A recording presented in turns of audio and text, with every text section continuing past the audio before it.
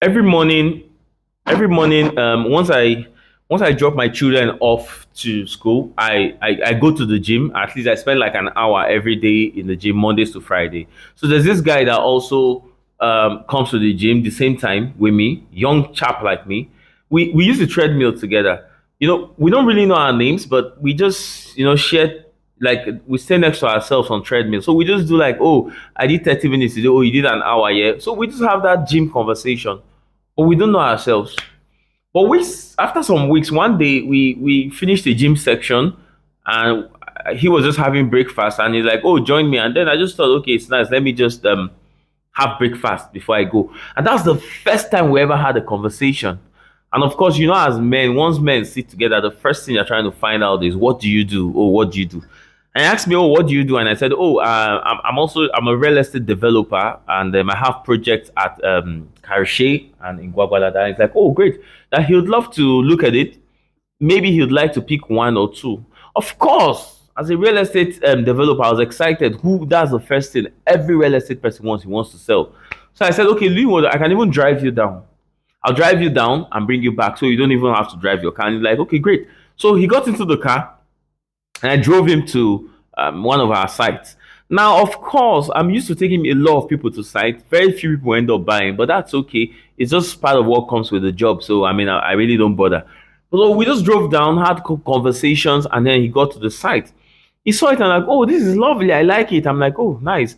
And at that point, we were selling a 500 square meter. That project is sold out now, by the way. We're selling a 500 square meter for like 5 million naira. And then when we got into the car and we're driving back to where he parked at the gym, he just got to a point that's like, please give me your company account number.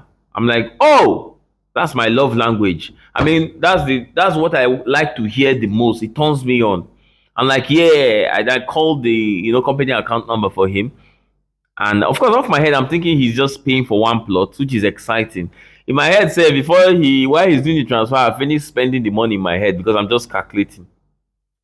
And then he does the transfer and he said, oh, I just paid for 20 plots. I almost lost control of the car I was driving. When you're calculating for one plot at 5 million and somebody tells you I just paid for 20 plots, that's like a whooping 100 million naira in the morning. The first the first thought that came to my head is, who spends 100 million naira in the morning unplanned? Like, as this guy was coming out that morning, we had never had that kind of conversation. He had no intention of making that transaction. In my head, I'm like, what does this guy do for a living? I mean, he's also a young person. The next time he spoke, I didn't know when I started answering, sir. Somebody was saying, my guy before. I said, no, sir. He's like, why you adding, sir? I'm like, no, I'm just being respectful. I started calculating in my head that, oh boy, how can somebody just wake up and spend 100 million? What does this guy do for a living? Now, I'm going to stop, cut long story short. The moral of the story is, go to the gym. I'm just joking. I'm just joking. I'm saying that sometimes our biggest breaks does not even come from where we work the hardest. Sometimes it just comes from where you're just relaxed, where you're just having a drink, you're just sitting on the table, you're just in a gym. So sometimes open up yourself to such communities. It's not about work, work, work. Some of my biggest breaks have come from conversations like that. You're just sitting on the table, you're just in the gym, where nothing serious is happening, and then that big break just enters. So